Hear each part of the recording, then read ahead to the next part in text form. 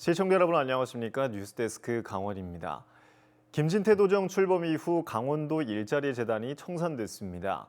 부채 비율이 높다는 게 주된 이유였다는데 알고 보니 부채가 아니라 오히려 수익이나 있었습니다. 이런 정책 결정이 비상식적이라는 비판이 나오고 있습니다. 백승호 기자가 보도합니다. 강원도 일자리 재단은 지난 2020년 최문순 지사 때 설립됐습니다. 주력 사업은 일자리 안심공제. 매달 강원도 중소기업과 노동자가 각각 15만 원씩 내면 강원도와 지자체가 20만 원을 더해 5년 뒤 노동자에게 3천만 원을 주는 사업입니다. 중소기업 임금 격차 해소와 청년들의 이탈 방지가 목적입니다.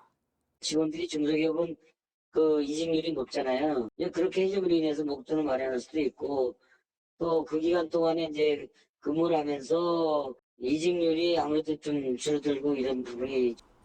그런데 지난해부터 신규 모집이 중단됐습니다. 일자리 재단도 경제진흥원에 흡수 통합됐습니다. 김진태 도정이 들어서면서 강원도 산하 기관 정비 계획이 나왔고 일자리 재단의 경우 부채 비율이 2만 1000%를 넘었다는 이유였습니다. 하지만 일자리 재단 통폐합 1년 만에 잘못된 결정이라는 지적이 나왔습니다. 일자리 재단 부채라고 지적된 1,100억 원. 이 돈은 강원도와 지자체, 기업이 쏟아부은 일자리 안심공제 부금입니다.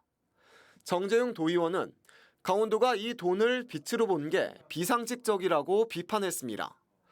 오히려 쌓여있던 일자리 안심공제 부금으로 걷어들인 이자 수익이 30억 원이 넘습니다. 그런데도 강원도는 이 수익을 통장에 쌓아두기만 했고 일자리 사업을 중단시켰습니다. 결국은 억지로 짜맞추기식으로 통폐합했다라고밖에 볼 수 없습니다. 그런 것들이 끼치는 야기하는 문제들은 여러 가지로 나타나고 있어요.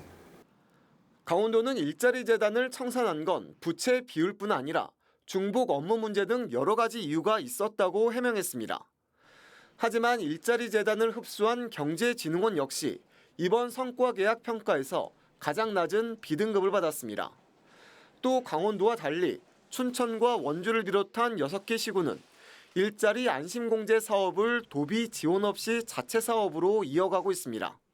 MBC 뉴스 백소입니다.